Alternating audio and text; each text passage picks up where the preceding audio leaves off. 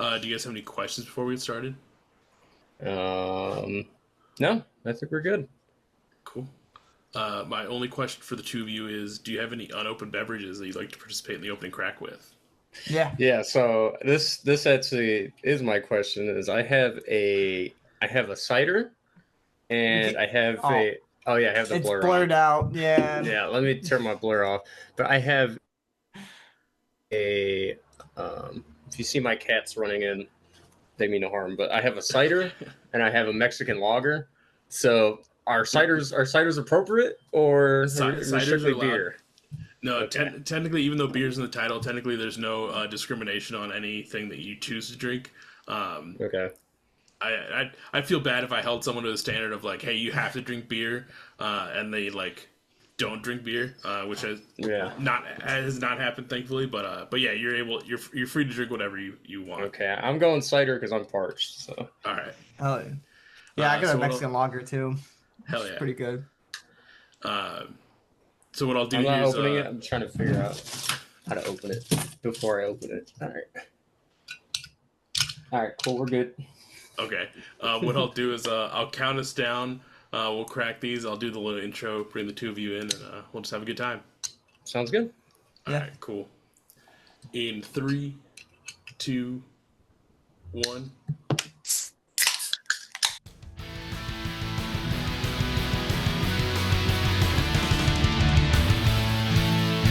Welcome to the Beers with Bands podcast with your host, Michael Torres.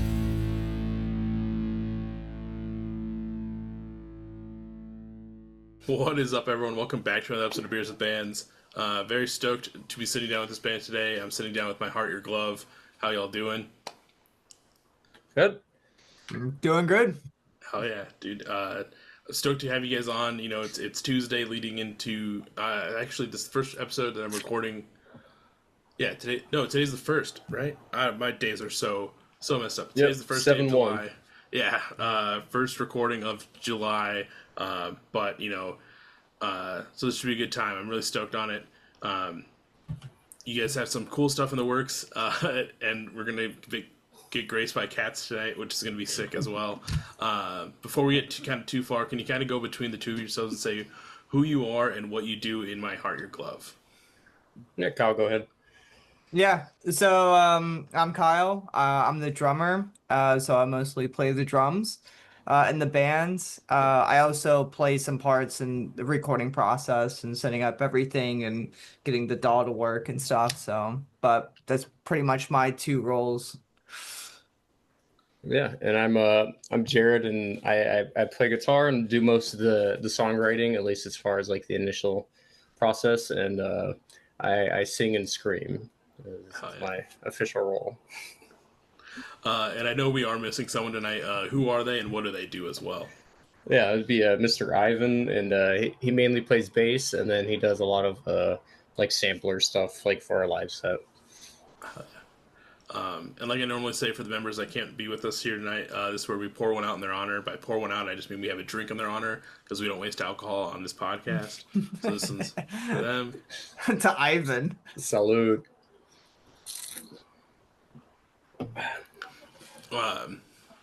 But I like, you know, I was doing a little bit of deep dive, and I know you guys kind of been around since like, I think I heard like 2021. I know that technically the first EP, which isn't out on streaming, it's a Bandcamp exclusive, which is kind of like some rougher demos. Brindle came out in like 2022, which is I love that you guys put the little disclaimer in there of like, you know, we changed our sound after this. This is kind of, it was more just kind of like finding yourselves, because that was like probably the first thing you guys kind of really did back when you were still a 4-piece, right? Yeah, that was I could speak for me and Jacob, who was the fourth piece in the band at the time. Who's my older brother. That was our first time ever like playing music with other people, let alone like in front of people and things. So like, yeah, those are up there because Ivan is nostalgic and he wants those up there. But like we've never even thought of those songs in probably the last 2.5 years. So it's definitely been a long journey.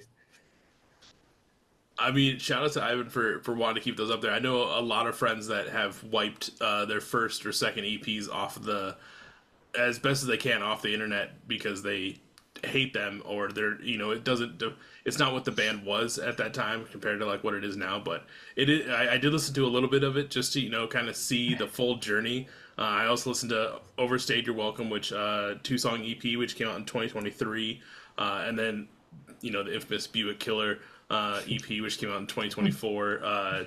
All solid jams throughout there, and I love just like being along for the journey of the difference in sound as you guys are kind of like now going into this more post-hardcore emo phase with Gohan coming out now. Like it's been pretty cool to check all that out. Yeah, it's definitely it's been fun to mature as a musician in those few years, but also like I think I could speak for me and Kyle for sure, but we're really critical on ourselves as far as like we want to grow and kind of like always make the next better thing for ourselves. And I think now with this upcoming album, like I think we finally sort of solidified like a sound that we're like extremely proud of, I would say, like as far as like this is what we want to be. So for every future release is like this is the rough draft, I would say, or the template. Yeah, and kind of building upon that, I think even listening to our earlier stuff, it was more of figuring out, playing with each other, trying to see what influences, because we all came in with different influences in one way. But and I think I can speak to like a lot of musicians. It's like you have your influences, you want to write that music, but what you actually output when you're first writing is something completely different because you're like, oh, this is easy chord to play, or this is an easy beat to play. And then you go, this isn't what I want to go for. And then over time you kind of re-analyze and you go, okay, well, let's write this song, let's write this song. And then you kind of mold and you kind of find your own sound over time. But I think it's good to be critical and kind of weed out the songs where it's like you play it a few times, you might play it a couple shows, you go, this isn't working for us. And I think Jared and I have gotten to that process of like, okay, we're gonna write five songs and maybe only pick one of them to actually move forward after a while. And I think that's just growing as musicians and knowing what we want and what kind of sound we want. But sometimes it's just like even now we might go into a different direction. I don't know if that's the case, but it all depends on how we feel in the moment and organically grow. Yeah, I think we definitely learned like you don't have to record everything. Just Yeah. because you guys made a song doesn't mean it's good and needs to be recorded. I think The- that's local band syndrome right there. Where you think you got to get in the studio and record everything, no matter what it is. Yeah. Like one thing I've said multiple times is, every release is a chapter in like that band's, story. So like it's cool just to see like you said, like those chapters are behind you. Now we're kind of getting into like this almost second book, I would say, rather than another chapter, to see where you guys are going from here. But it is very nice. I don't know, just like when you end Buick Killer and then go right into Gohan, like it's that transition of just being like, holy shit, like this is the same band. Uh, in the back of my mind, I'm like, damn, like this is like a whole like one up to the whole thing. Like it just comes off super sick. I appreciate that. Yeah, it's definitely. I think too, like when I think of my sort of inspirations and motivations, like different music that I listen to, like obviously what everybody listens to changes over time, but I think the thing for me is like when I first when we first started this band, I wasn't at the talent level to do what I wanted to do. So we sort of bottlenecked ourselves into what was easy. A lot of power chords, a lot of, bad singing, a lot of just whatever, just to get it by. But like now, like the way I play guitar is completely different. The way I approach vocals is completely different. Like it's a whole different chapter. And whoever likes the old My Heart Glove stuff, I appreciate it. But I think I'd feel like I need to apologize a little bit because there's very little similarities there. So But kind of jumping into everything now, like obviously we've talked about Gohan, or if you want to talk about the long title SSJ2 Gohan versus Cell AMV 1080p, which when I first saw that I was like, man, that's a mouthful. We're gonna thankfully you have a shortened version, but that song was super sick to come across, and I know you kind of email me too and kind of hit me up about stuff, but also like getting to hear it out in the wild was pretty great to kind of find it that way. And then, I like you kind of mentioned it is leading into this new album that's out in mid July, and I'm really stoked to kind of see what this is going to be because not only is it a new album, but it's also your first LP that you guys are doing. Obviously, you've released, we'll say, two and a half EPs, but like I feel like it's always daunting going from something as a nice like Buick Killer. I think that was what 4 or 5 song EP going into a full album. Did you have any hesitations on that decision to kind of be like, hey, we're gonna do it's time. We're gonna do our first LP. I feel Yeah. like, yeah, I kind of like I felt like I remember the process of we had some of the songs written and we didn't have all of the album written, and we were kind of in the crossroads of like, I guess we can go for another EP, right? Or should we just write and push and try to, make an album? And I think we're all just like, you know what, just let's just do it. Let's just write it. We're already this far into it, and I feel like it kind of worked out well because with the album we have like the heavier songs like Gohan, and then we do have some softer songs, like music, like instrumentally, comparatively speaking, that I think is a good contrast with it, even though I feel like it flows all together and stuff. But yeah, I don't think it was daunting. I think it was just the right move at that point, and we all just kind of were like, yeah, let's do it, and got to work with it. Yeah, I felt like it just felt like the right time. But one thing is from that original date that I sent you, it's been pushed back a week, so now it'll be the first week of August. So for those who are anticipating it, it'll be August 1st. Is the official release date, which I'm bad with the Instagram and stuff, so we will have to make a post eventually announcing that that's coming out. But no, I think one thing is I think the first song we had written that's on this album, correct me if I'm wrong, Kyle, it'll probably Pipsqueak or A Losing Battle. They both came out around, we both wrote them like the same Oh, that's a time. good one. They're around the same time. I think Losing Yeah. Battle was right before But Pipsqueak. so Losing Battle is going to be the third track on the album, and then Pipsqueak is going to be the single, which comes out here in about 2 weeks of the time recording. Um, and I think we wrote those songs and we're like, okay, these are actually like they're really different than the Buick Killer songs, but we really like them. Let's try to build something around it. And Kyle was a really big advocate for like having something that flows, right? You put the album on and like you don't even it's done. You didn't even realize like that was a whole experience you went through. So we decided to do that. So I think we were just super motivated to do it. The only thing for the kids at home is making an album is really expensive. So Yeah. EPs and singles are the new wave. Don't make an album unless you got some money. Yeah. And I don't know if we want to go into the album making process of how we did it, but I thought it was pretty unique overall. No, yeah, I'm stoked for when this album drops. I like I was telling Kyle, I was able to listen to a little bit of Pipsqueak because shout out Jordan over at We're Trying Records sent it to me, but the link is no longer up. So I listened to it a couple times leading up to this, but I am very stoked to see kind of what this full LP is going to be like. And then Kyle, to kind of bounce off of one thing you kind of said earlier, where leaving things on the cutting room floor, like you don't have to record everything type of deal. Like when you guys went into this record, like did like what how many songs did you guys go in with, and then how many songs are we seeing on this full record? I think we had some songs like written, but then we didn't have other songs written, if that makes sense. So some songs that we had written before, I think one of them was called Tornado Watch. That was a song that we wrote once, and then we're just like, I don't know. Anyways, we went in with some songs. However, we were just kind of like we want to write a song with this feeling, so we did.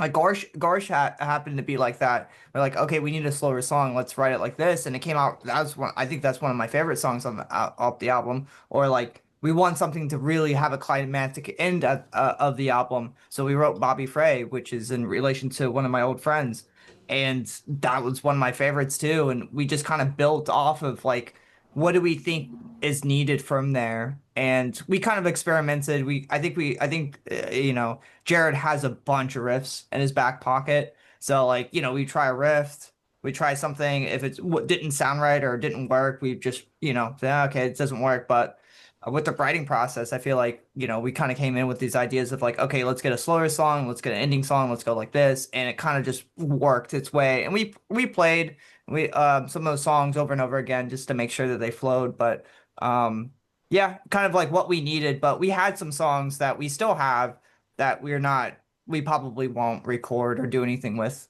So kind of a filtering process with it. Yeah, I think if we played like a numbers game, I think um, yeah, there's probably like so the record is only 8 tracks, but the first track is like just like a sample, so it didn't take much effort into recording that. So yeah, it's 7 songs technically, which is it's a lighter album, but I would say there's only like probably 9 songs that probably could have been on it if we really went back to the archives. Hmm. But we Yeah. kind of we had like I would say like out of the 7 songs, there was like 4 of them that we were already playing and having fun with, and we just built the rest around it. So it was it wasn't as organic as it probably as it might seem, but it really just was like we're kind of piecing it together. Oh, excuse me.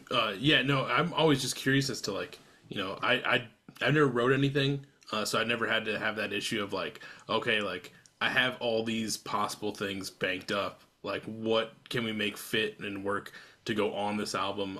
It's always interesting to see how many songs might, like a band might go into the studio with, and how many songs actually see the light of day at the end of it. Whether we see those songs on a future release singles or just Hmm. never again. Like it's always interesting.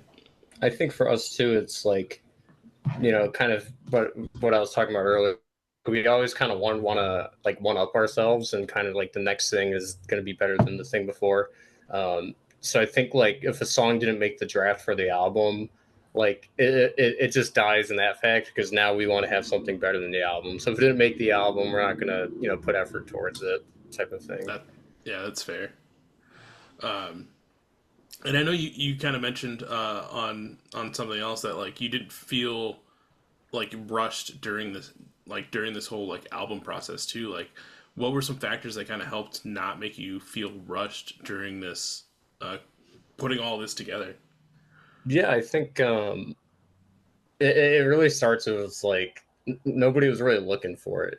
Like I think that's kind of the cool thing about being a smaller band. It's like you know we really want this release to sort of be the one that like maybe catapults us into like a name that's like at least recognizable, especially in our scene and stuff like that. But like before that, we weren't really. I mean, before like Gohan's been received pretty nicely, and I'm very happy about that. But like nobody was really expecting it, so like we didn't have any outside pressure or anything like that. So it was just one of those things where it's like we're just gonna make music because we're friends. We want to make music together, and that's how it happens. There's no Yeah. like, oh man, when's that new My Heart Glove gonna drop? Yeah. Yeah, there's no pressure on that side, which is great. Like we don't feel pressured about having to write the album or anything like that. So we were able to take our time. That and we self-recorded the whole album. We did send it out to get mixed and mastered. So shout out Nick, shout out Pierce for that. But yeah, recording at home and being able to kind of nitpick everything was, you know, time consuming, but also like we could take our time with everything to make sure that we're happy with the tracks and we're happy with everything to go into it. So Yeah, Yeah, yeah. and I think. Go Sorry, go ahead. ahead. Oh yeah, I, I think all you. I was just gonna say like it's always nice being able to like home record. I feel like it's a kind of like a blessing and a curse. Like it's the blessing where you can kind of sit at home, get together on like a weekend, kind of power through some things. But then it's the curse of like you have access to it at all times of being like, what if we change this here or like adjust this here so you kind of like if you're able to stop yourself like you're not doing multiple revisions to a song that's like already almost there and complete. yeah, I think the one good thing is that since we don't mix it, right? So we only have the raw tracks. So like yeah, I go in with my drums and a metronome and that's it. So like once the drums are laid, everything has to like go around the drums.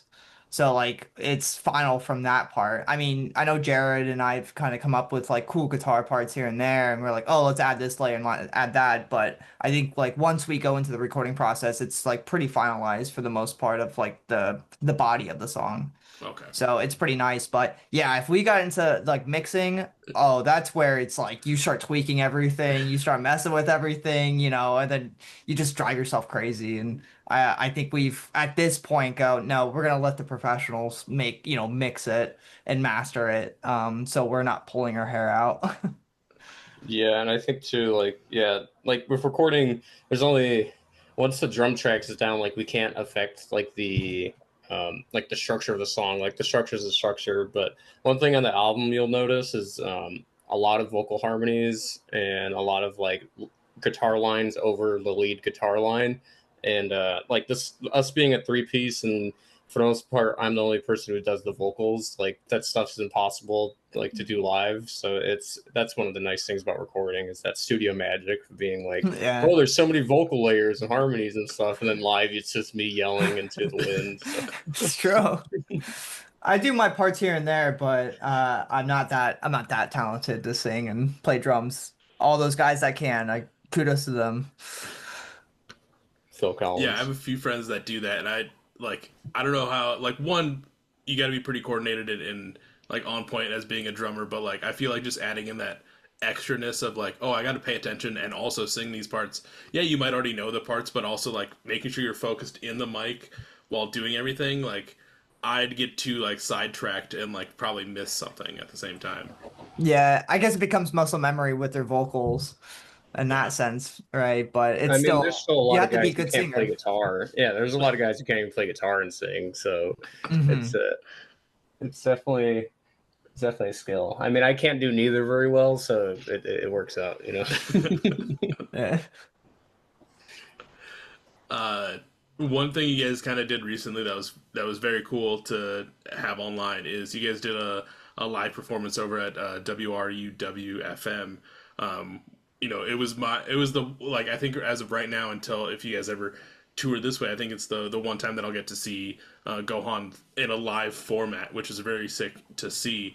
But you started that whole set with a sound clip from Freaks and Geeks. Also, you have a song on Buick Killer called no, not Buick Killer. It's on Oh, Bill I, Haverchuck. yeah, Bill Yeah, Yeah. Haverchack on Overstate Your Overstayed your Welcome. welcome. Yeah. Um, yeah, you know, an iconic character in TV and cinema. But I loved having that whole clip in there to kind of start the set. Was there any reasoning behind adding that in there? Like I'm a big sound clip guy, and I felt like it worked perfect for that. yeah. So, spoiler is that's the opening track on the album. It's Fuck it's yeah. called it's called Noli 2, named after my cat, also my Oblivion character. But yeah, I don't know. I think Freaks and Geeks is just one of those shows that like hit really heavy for me as a kid, and then as like a young adult, like watching it again from that perspective, I think it's just one of those shows that just hit very heavy for me, and I think Bill is such a relatable character, probably to a lot of people in this scene, where it's like you probably were the nerdy kid who came home and just watched TV, and like I just think of that scene where he comes home, he makes his grilled cheese and he's just watching TV and he's all alone. Like that's what Bill Haverchuck's even about, like the song. So it just came full circle, and I was just like, it's such a good clip. We might as well put something there. So, and I'm also a big fan of like samples in general. So Yeah. Yeah, I've always said, samples can make or break a song and they also add so much like meaning and feeling to the song. So like as you guys were doing that intro and then you just have I can't remember his name. I always remember the actor as Squints from Sandlot, but I can't remember his name in Freaks and Geeks. But as he's saying like pleading out his heart to basically Bill and the guys, I think it works out perfectly and really just sets the tone for what that album's gonna be. yeah, I agree. I think of a lot of cool bands have done that where they put the sample first and foremost, and then once that beat hits, it's Gohan's the second track on the album. I think it's like you have this emotional moment, and then it's just like, here you go, let's get into it now. Yeah. Now I know, and correct me if I'm wrong, but Gohan right now, at least the single version, has a sound clip in it too. That's obviously not Freaks and Geeks. Uh, that when it comes to like more, I guess not normal, like more like anime and like and stuff like that, Hmm. like because that's what I'm feeling it's coming from. I'm not as well versed in that, so like, what is that sound clip from? Mr. Kyle. So yeah, so I actually was rewatching old '90s anime called Aronai Kenshin. It's about a wandering swordsman in the Meiji era. Very, it was on during Toonami during the early 2000s. So I felt like it was pretty appropriate since even the title of Gohan is a Dragon Ball Z reference, and just that era of YouTube where it was just like you got the anime music videos with like what is it? 3 Three Days Doors Down. Grace. Yeah, yeah. It was like putting these random butt rock bands on these like anime stuff. So it's it's kind of a funny part of just when I was a teenager seeing those and watching those. But yeah, I took that clip from Run Kenshin, which was fun. So, and I think it's pretty appropriate there too. I think the funny part is you have in the track before you have him telling Bill like, please don't die. I don't want you to die, and then and then he's just like die. So Yeah. it's a good transition. But yeah, I think a lot of especially me and Kyle, like I think we have a lot of similar interests. So a lot of '90s anime references, a lot of early Cartoon Network references, a lot of cool stuff like that is something that it's just fun for us, so we just throw it in there whenever we can. Yeah. I think I think the only other sample on the album is at the end of Post Squeak, right?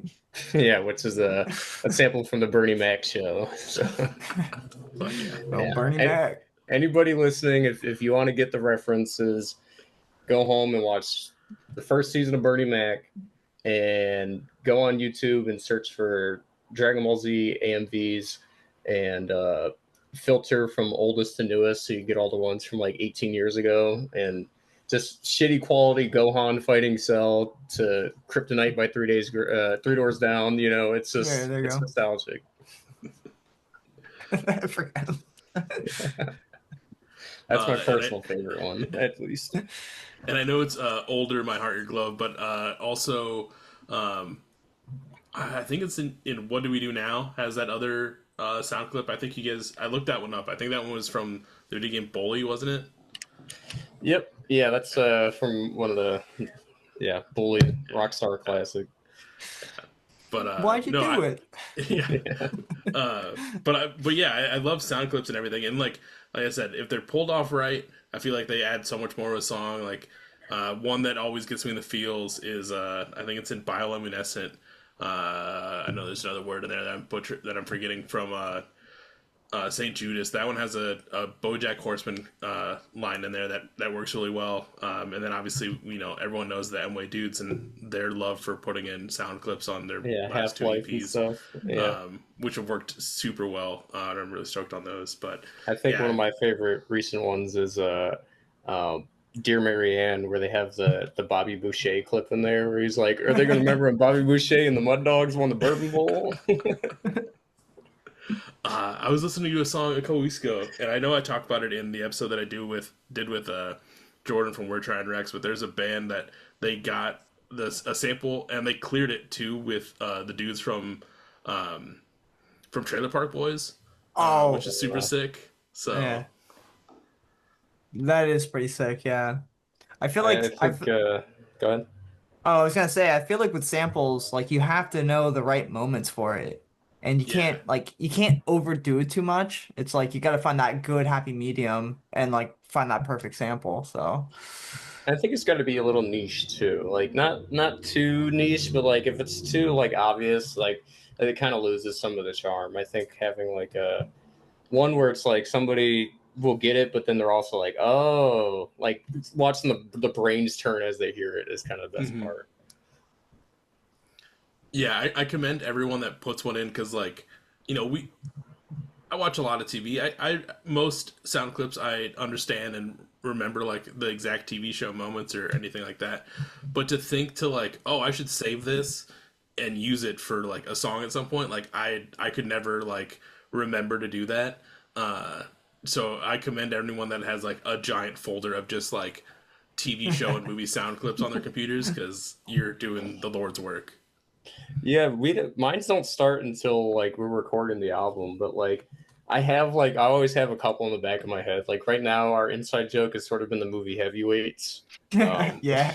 Stiller. So Ben like, Stiller. so our next release, don't be surprised if we have some heavyweights in there. But like, it's always just super random. Like I think my brain's always just sort of churning for stupid shit. So it's always fun. Man, I'm Man. thinking of the heavyweights quotes, man. Just laughing about them. Such a good movie. Yeah, iconic. I think one of the quotes that always pops in my head from that one is just like, I can't remember the counselor's name, but it's always like, Dan, thank you for the best summer of my life. Like just to end off the movie, like that quote is always super good. It's hard. Yeah. I Yeah. think Ben Stiller's character has too many So iconic good. ones, but he's kind of a mean character, so it might not be very motivating. But my go-to is the what did you guys learn last night? And he's like, never put Twinkies on your pizza or something like that. Like that would fit, having the most heart-wrenching song and then putting that on there would just be perfect. Oh yeah. Is there any sound clips that you guys have wanted to use, but like the other dudes have vetoed or just didn't work out right? So on Overstayed You're Welcome for Bill Haverchuck, there's like a little a bit of just like guitars playing, and Jacob, who was our singer at the time, really wanted to put this clip of the streamer Tyler One, and he's like raging about them taking like a League of Legends player out of the game, and it fits so good, but I think we couldn't get everybody on board for it. But that would be one that I remember for sure. Oh, I remember the voicemail that we were gonna have of Jacob. And he vetoed that one quickly. Yeah, It was him being upset about something. Jared's other brother messing with the video game. So it was funny. The voicemails are usually a good one too. Those are pretty good.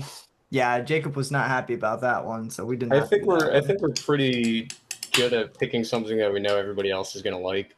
A few times our bassist Ivan, he can get kind of nervous about us using some of this stuff because he really wants to make sure we clear it and don't get any legal trouble or anything like that. But like we've never had an issue yet, so I think we should be fine. Well, I look forward to many more sound clips in everything that you guys put out. I know this album's not even out yet, but I'm very stoked for some Heavyweights quotes. Bands, if you're listening, that's an iconic movie that I don't think about very often. So now I'll probably go watch it within the next couple of days. So thank you for that. I'm stoked. I might watch it tonight. Yeah. I watched it a couple months ago with my girlfriend. She never watched it, and she's like, "What is this movie?" And I was like, "A great movie." Yeah, my So partner good. fell asleep while we were watching it. I think it's just a dude thing, It's 2025, but I think Heavyweights will just continuously be a dude thing. Yeah. I think so too. I mean, I never went to camp because that's not what we did in the Midwest. We just lived. We were like, when you walk outside, there's already trees and corn. So like, we never went to camp. So anytime there's a movie like nostalgic where it's kids getting to go to camp with their which in this case they end up being friends. It's always one that you gotta you like finds that heartstring. Oh yeah, very very very heartful movie. For sure. Shout out to Jerry Stiller. Is that his name? Ben Stiller's dad? Yeah. Yeah, Ben Stiller's dad. He might be one of my favorite actors ever. So. Yeah, Jerry's amazing. I love a lot of the outtakes that happen in Seinfeld, just because Jerry just doesn't break character and everyone else just can't handle like him being super serious for a couple roles. But that man was like the '90s father-in-law for everyone, because he was on Seinfeld and then he immediately went into King of Queens. So we never not had Jerry in our lives. He was always on TV, yeah, for sure. But one other cool thing you guys are doing for this album that I would be remiss if we didn't talk about is, this episode comes out, I believe, if everything goes to plan, it'll be out the third Friday in August, which is August 15th. And you guys have your album release show, I believe, the very next day on the 16th. If it's still set up, I don't know if timelines have changed on that. But is that still the plan for that? Yeah, that's the date we're having. One thing at the time of recording this, it's not fully booked with support because in Akron we have this thing called Porch Rocker Festival, which is like everybody wants to play it because you just play on like porches and people walk down Akron and like watch people do it. So a lot of our friends that we normally would play with, or people who are sort of friends with, are busy that day. But as of now, that is the set day for the release. And then after that, we're going on a weekender with our good friends Catsy Dogs too. So we'll have a busy August for sure promoting it. Hell yeah, yeah. Well, hopefully that all goes well. Yeah, it's always rough trying to plan something and also having like porch fest going on. I know we have a porch fest that happens out here in Minneapolis as well. I think that's kind of been a bigger thing lately. I see a lot of cities starting to do porch fest. I know I booked a show last year and I got screwed over because the downtown area ended up doing their downtown block party that day. So I was like, hell yeah, Ooh. cool. Thanks for that one. So it's always Yeah, rough out here. we have the worst luck with that. I feel like sometimes like last year we booked a show in Pittsburgh with our friends I Swallow Ghosts, and it was like the same day as like some big festival that was going on in Pittsburgh, and they're like nobody showed up. It was still a really good time, but it's like we sometimes have that luck where we book something and it's just like, oh, no wonder why the venue was open that day. Like nobody wanted to do anything that day, but Yeah. Oh, that's how it man, works.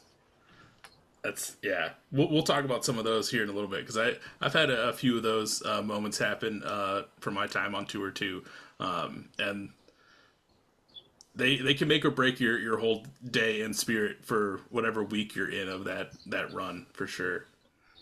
But I know we've kind of jumped around a lot between the band Gohan and like the new record. But is there anything that I might have missed that you want the people to know about either the band or the new record? Um, you mentioned it earlier, but go support Jordan and We're Trying Records. I think everything he's sort of been doing with us and for us is super cool. He's very flexible to work with. So if you're a band and you like his sort of style of how he runs his label, definitely at least check him out. Check out the bands on his roster. I think there's a lot of cool bands on the roster, and yeah. With that being said, he's putting it out for us, and we're doing cassettes and everything. So I'm super excited to do that. It's my first time ever working with an outside entity besides us when it comes to releasing music. So super fun. Yeah, I second that. I had Jordan on a couple weeks ago, Times Construct, so it'll be 2 weeks before this episode comes out. But celebrating 10 years of We're Trying Records this year.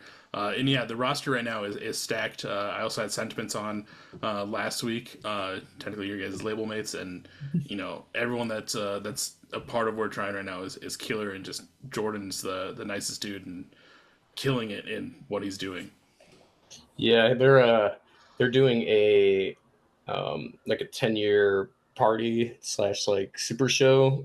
I don't know if I should be saying any of this because I was hit this up in private, but we are actually we're going to be on like the other side of the country during that time, so it was very unfortunate, but super jealous of everybody who gets to go to that. So Yeah. But we'll talk links here in a little bit. But and honestly, I think I screwed up here. I don't even have realizing I don't even have the album name written down. What is the album name? I know we've just called it the upcoming album, the LP, but like, all right, Cal. Yeah. Yeah, the album is called No Maps for This Distance. Yeah. Yes.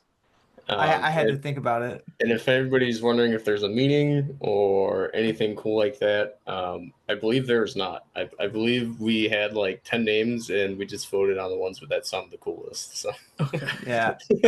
Yeah. No Yep. maps for this distance. I verified it. Yep. But aka LP1, which is what we're most excited Yeah. to do. Yep. Sick. Well, we'll talk links, like I said, here in a little bit, and be ready to go get your tapes if they're not sold out already. But we'll, like I said, we'll talk about that here in a second. As we start to transition, this is obviously Beers with Bands. You don't have to be drinking on these episodes because I'll most likely do that for you. But I know the two of you have some beverages in front of you on this fine Tuesday afternoon. What do y'all drink tonight? Yeah, so we have a liquor store not too far from us, so we went on Sunday to prepare for this. But I have a Woodridge cider, which is Pennsylvania and New York based. And this is a red, white, and blueberry, which is fitting because 4th of July is this week.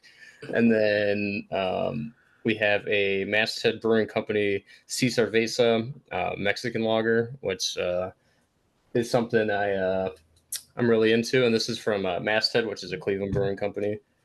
So shout out Mexican lagers, shout out Mexican people. Hell yeah. What you got, Kyle? I'm actually drinking a Mexican lager too. So I'm drinking Great Lakes, which is also a Cleveland company, Mexican lager with lime, and it's pretty good for the most part. Great Lakes makes some pretty good beers overall. So, yeah, go support. Yeah, one thing we have in sort of this region of the company of the country is a lot of beer. So there's never a lack of beer over here. So Yeah. No, I definitely feel that. That's the only great thing about the Midwest is we have plenty of beer going on. Especially if you get to like a bigger city, there's breweries everywhere. I know there's a lot of Yeah. great breweries here, also in Minneapolis. And I'm gonna look like an asshole because I just said that. And I have a good old Hams, which is not brewed in Minneapolis, and it's not like a small brewery, but let's it's go. cheap, it's refreshing. It works. It's literally the beer refreshing. That's their tagline. Killing it. I've been on the hunt for single cans of apple and bush apple for those who are uncultured, but I just can't find them anywhere, and now I can't even find the cases anymore. So we'll have Yeah, to. The when hunt I was back continues. home, my cousin was talking about them. I've never had them, but I think the run's over. But I think they just started coming out with the Busch Light limes. Yeah. I saw a case of those recently, but I haven't tried them. I remember So being at a party and I think I had like Bush peach. It was like peach flavored Bush, and I mean, it's like artificial peach flavor, right? So it was okay. But if anybody at home listening has a vintage Bapple, because now they're vintage that they don't put them out anymore, we will trade you a T-shirt for them, and so let us know. Hit us up at myheartyourglove@gmail.com. I feel Here like we that's a go. fair trade for everyone listening. Uh, but that's the little beer segment for this episode. Like I said, we're going to transition here to usually my favorite part of the episode. We're a little loose now after our first beers and stuff. This is where we kind of talk about some fun stories from you guys' time in music. As I normally say, they can be anything horrendous to tremendous or any adjective in between. The way I like to think about it is the stories you always reminisce about with your friends. Those are the stories that everyone usually loves to hear. Statute limitations are a thing. Don't incriminate yourself. I don't know how crazy you guys have been in your lives. I've heard some wild stories from some people, so I started throwing in that disclaimer just in case. I'm trying to think of we definitely had a few shows where there was some questionable stuff going on. I remember the Lorraine show. Yeah, I think of. I can tap in onto that. Um, so Kyle and Ivan live on the east side of Cleveland, in the Little Italy region. I live on the west side, which is at the time in a city called Lakewood, which is like 10 minutes outside of downtown Cleveland. But we got asked to play the show, opening up for a coworker of mine at the time, and he was like a rapper, but his thing is he had this full sort of show that goes with it, right? He had a nice little setup. He had all the the lights and the streamers and all that stuff. It was But cool. it was it was pretty cool. But it was in this city called in Lorain, Ohio, which is about half an hour from where we're at, and heading west. And we get there, and it was just this dingy place. We had to carry all of our stuff up these Say 3 flights of stairs or something like three that. flights of stairs, and then we get setting up and stuff like this, and the sound guy was basically like under the influence the entire night and had no idea what he was doing, and yeah, it was just He over mic'd my drum kit. I think I had like 10 or 12 mics, but then the I we all you hear is drums. You don't hear the guitar. I don't think you couldn't hear bass. You couldn't hear anything except drums, I think. yeah. And for people who have been in the Cleveland scene for a while, you might know like the room, like the Hall's apartment from. They no longer hold shows in there, but it was basically like a studio apartment that they had shows in. The Mm, room was no bigger than that. So we thought going into it, we'll just go DIY style, no microphones, live amps, live drums, right? Only mics for the vocals. But he mic'd everything up and was he was basically yelling at us that we were playing too loud because the mics weren't feeding off. He told Kyle to play his snare quieter, which I don't I know was how like, you yeah, do let me that. turn it down, buddy. Like Yeah. I don't understand how that works. It's like don't over mic my kit. And then the power, there was the power issue too. Jake's Oh pedal yeah, board was messed up, right? yeah, none of the power strips in the front for the guitar players were grounded, so it like killed the power supply on Jacob's pedal board. It was all sorts of a mess. So that was definitely our first experience of I like, oh, I remember the stage he put on the fog machine so much you couldn't see us. Do you remember that? Like it was like here's the band and you couldn't see anything. And it was really wacky. there's But 3.5 people there, Mm. including the yeah, staff. Like, it was really interesting, but we did meet a photographer that night and they were really awesome and they ended up doing they did photography for one of our shows later and got us in connection with some other people. So I guess one thing you can see is like even you if you play these shows that you don't think anything's gonna happen, you never know. You might be that one person that just changes everything. So Yeah. that show we yeah, were not expecting anything.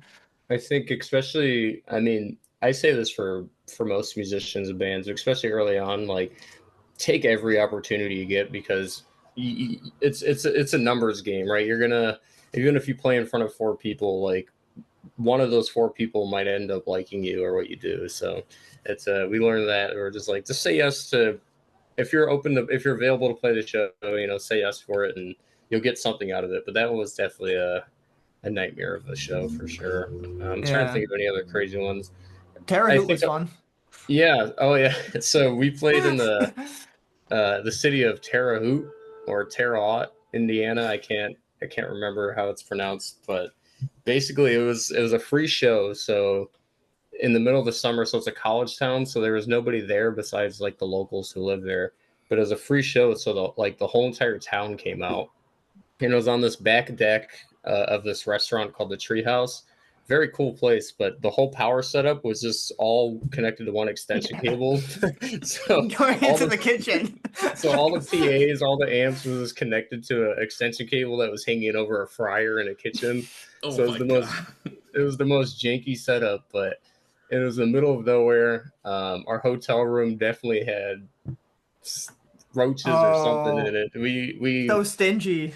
We slept on top of our blankets in fetal position that night. Like it was a rough one. But with that being said, I definitely want to go back there and play again. So it was pretty Yeah. fun. But What was it? Blood on the mattress. We found some needles. I don't know, or something. We found something. It yeah, was and very rough. we were reading all the reviews for the hotel room while we were down there, and one of the people mentioned that like, so you only get a breakfast item. You don't. There's not breakfast. You get the breakfast item, right? So you take the one item and go. And apparently the staff there were very stingy about that breakfast item. So if you took more than one breakfast item, they would like hunt you down and take it from you. But we didn't even test it. So that was the Yeah. reviews. But Um, the people were super nice there. I think that was such a great crowd. The people were really into the music. I don't know if they were like they liked our music or not, but I think they just liked the live performance, and they were just so humbled that we came to their town and played. That was a really fun show. That was a good yeah. show. And Yeah. the only other, go ahead. Finding those towns that like don't get a lot of bands that like will stop in and like playing a show there, like those ones are always like the cool end up being like the cool shows. I remember we played like Rapid City, South Dakota, and we like coming in. It's at a VFW hall. We're like, man, we'll see how this goes. Like, there's just a bunch of like old dudes drinking at the bar, and then like 6 o'clock comes around, like all these kids fucking pack out the room, and like those guys just whether they kept drinking at the bar or not, like it was just like a solid fucking show because kids were like, hey, a band is here that we don't know, and there's at least live music. Like, there's something for us to do in this fucking town, basically. Yeah. Yeah, that's definitely, I think, especially for DIY bands, like when you're booking your tours, throw in like a few of those dates where it's like not a, A or B market city. Like definitely have some smaller cities on there because one, like the things to do that night is a lower number, so more likely people are going to know like, oh, this is the one venue in the town. People are going to show up and check it out. Yeah. I know Louisville's not necessarily like a super small city, but we played there in April, and like, yeah, there's kids who came out just because they heard there was an emo show going on that night. So they're like, emo bands don't play here, so we were just excited to see you. And now like, there's some of our like more interactive followers on social media. So definitely play those cities that you're not expecting because those turn out being the better ones. Because like we've played Chicago before, and it was very nice, very fun. But like more people came out to Indiana the night before than they did to Chicago because there's so many things to do in those bigger cities. Which Cleveland is one of those cities that not enough bands come to, though. I stand on that firmly. I always see tour flyers. They're like, "Oh, we went to Cincinnati." Not to be controversial, but Cincinnati's not Ohio. That's Kentucky. We don't claim them. Yeah. We don't claim that. But yeah, definitely. Well, I know we're talking about your band, but I feel like since you bring this up, I feel like this is a good point to maybe plead your case to all these bands that might be listening of like why they should be stopping in Cleveland rather than Columbus or Cincinnati. Yeah, I mean, I could speak to at least sort of our scene of music, but like we have pretty good locals. I think we sort of have created like this emo trio of us, Cats Eat Dogs, and Tunnel Vision are sort of our main group of people that we sort of hit up when we were booking shows and stuff like that. So like there's also other emo bands in our scene, but like we definitely have some pretty solid locals in my opinion. But also we have some cool venues. I think everybody gets a kick out of playing Mahal's at least once or the Cling Thing and stuff like that. So definitely hit up Cleveland, Akron area when you come to town. As far as what to do in Cleveland, Akron, it depends on what you're into. I personally think not too much, but it's still a good time. Good food. Yeah. Hey, we got the Rock and Roll Hall of Fame, right? Yeah. That's always fun for, people outside and stuff. But yeah, Mahal's is cool because it's a bowling alley also. So you can go bowling and play a show. Yeah. We have a great lake. We have Lake Erie. So yeah, people love water. So yeah. Yeah, the West Side has a lot of cool like restaurants too, and there's a lot of bars and walking areas that you can go to, and a lot of like kind of like arts and crafts places too, in that sense, a lot of local art. So I feel like it's a very cool scene, and there's kind of a baked in crowd too when you go over there. So I know Mahal's definitely has a baked in crowd. So it's like you go and see a band. Especially, if you're coming to Cleveland, I would say definitely look in the Lakewood area or the west side of Cleveland area because it has that small town energy like you're in the burbs, but there's a little bit of a city element to it where like there's things to do and you can walk around and stuff like that. So definitely a nice place to check out. No, yeah, everyone, if you're listening, hit up Cleveland. I don't think we ever stopped in Cleveland. I think we did Columbus, and that's like a whole story on its own just because Columbus is Columbus, man. And I'm not even from there, so Columbus is interesting. We played at a laundromat, and it was pretty interesting. Yeah, shout out Dirty Dungarees. Yeah. We played in the first floor of this like rundown building that, from what we were told by the locals that night, the building was paid off. So basically, people would pay like $20 just to go use a room to basically go smoke crack. And we had a pop punk show in the first floor. And then we were told, hey, if you guys want, you guys can stay in the green room. Which we were like, no, we'll drive home. It's fine. We're not going to stay here. So that was my one and only time doing a show in Columbus. But Yeah, pop punk and crack goes pretty good together, though. You know, that's a Yeah. It's a good it was combination right there. it was a pretty solid show. I will say. Uh, but those are some great moments. I hope you guys keep having great moments, and maybe when you guys come back on the show, we'll talk about some more uh, fun or maybe horrendous moments Yeah. that happen in your guys' time. But I like to end off these episodes on kind of a high note. So I kind of have one question and another small one, just because it's been on screen this whole time. I'm sure some people are curious, but we'll start with the first question of, from your time in My Heart Your Glove, what has been your favorite moment that you've experienced so far? For me, I would say it's from April of this year or March of this year when our friends in Isola Ghost asked us to do a weekender with them.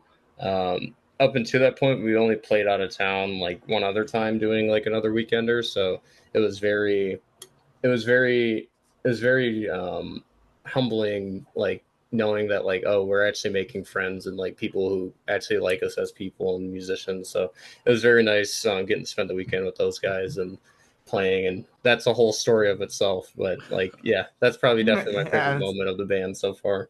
Oh yeah. yeah, I think that was yeah, I think when it comes down to playing shows and everything, that weekend was really fun. And like Jared said, it's nice to know that, other musicians enjoy your music, enjoy, being around you, and you can make those friends and long-term relationships in that sense too. Um yeah, and we do have some stories from that weekend because that was definitely interesting weekend. But hey, we had a great time. I think that and just playing and writing music, I think is always just like the core fun of it. I know that we all live very busy lives outside of the band, and it's just nice to have something to look forward to and move forward and just relax and have fun with it and stuff. So we we take the band seriously, very seriously, but it's also like we're just having fun and we're just writing things and it's not, we take it seriously, but it's also we understand how life is and stuff. So, and it's just a cool thing and something that I never realized that I could do in my busy life, right? It's like we all have our careers, we all have, our main thing, but it's cool to be able to go on tours and to record albums and do all that stuff. And it's just if you have the motivation, you have the time, and you really put your time into it, like you could do it, you can achieve it. Especially nowadays, you could record at home. So, Yeah. you can, it saves a lot. So, it might take you a long time, but you can do it. So, don't give up that dream and don't give up that hope, I want to say too. So, it's fun. For sure. Yeah. Hey, I've told people, like, and just to reiterate what you said, in the day and age that we're living in now, like, yes, you could record at home. Your whole band doesn't have to always be together to get stuff done. I know bands have kind of. It's been a while since I've talked to them, but I know there was a band that like was New York based, but their drummer had moved to California, so they were doing everything kind of remotely, still piecing together their album. Like, you can do all that stuff, and this is the time to kind of learn it, or at least make one person in your band learn it. That way you don't have to do it. I don't know, but Yeah. that's just tips of the trade from other people. Um, Before we end, we've kind of seen it on screen behind you, Kyle, this entire time. I know Oh it's been yeah. like a loop of stuff. What do we have on that screen behind you? So my coworker, he had to move out of town, so he gave me his CRT TV, and I'm a very big like classic video game collector. So I have my Super Nintendo hooked up to here, and I'm just have Donkey Kong Country 2 for the Super Nintendo running. I just have the main screen looping over and over again. So that's what we're seeing in the background. It's one of my favorite games. People say the second one's their favorite. I think the third one is my personal favorite, but Hmm. yeah, I can go into a whole thing about classic, retro video games. But that's what I have up. I thought it's fun. I'll probably end up playing a level or two once we get off. So Yeah, Hell if you yeah. ever want to talk retro video games, just come to one of our shows and just bring up a game. Like I have a whole shelf in the other room and just stacked with old retro gaming stuff. So I think that's definitely a passion we all have. Oh, it's fun. Yeah, I have a big Final Fantasy fan. So if anybody wants to talk any Final Fantasy, let me know. So, Yeah. Or Dragon Ball. well, If you want to talk Dragon Ball, hit me up. It's true. well, if anyone's looking for merch, music, or My Heart Your Glove in general, where can they find you guys? Basically at MyHeartYourGlove everywhere. Mainly Instagram is kind of our big thing. I'm on X or Twitter sometimes. Usually just being unhinged, so not very informational. As far as merch, I would say just come to a show. By the time this comes out, we'll have a whole bunch of shows announced that you can come out to. Working on putting up a big cartel, but I'm still figuring out the logistics of that. So yeah, just at My Heart Your Glove everywhere. Yeah, all one word. I realized that. It's all one Yeah, word. yeah, all one word. Yep. And then tapes will be on the We're Trying Record website when those come out. So, everyone, depending where you found this episode, whether it's Facebook, Instagram, Twitter, Threads, Blue Sky, or you watch the YouTube version again to see their lovely faces like I did tonight, make sure you check the hyperlinks down below. Go follow My Heart Your Glove on all the socials. Be here for, new music, those tour dates. Go get your tapes if you haven't already. And just be ready for everything that they have up their sleeves. One last big thank you to Jared and Kyle for taking the time out of your Tuesday to sit down with me and talk about your band. Thank you, Michael. Yep. Appreciate it. Yeah, appreciate it, Michael. Everyone go listen to My Heart Your Glove. Go listen to the album, and I'll catch everyone on the next episode. See ya. Peace. Beers with bands.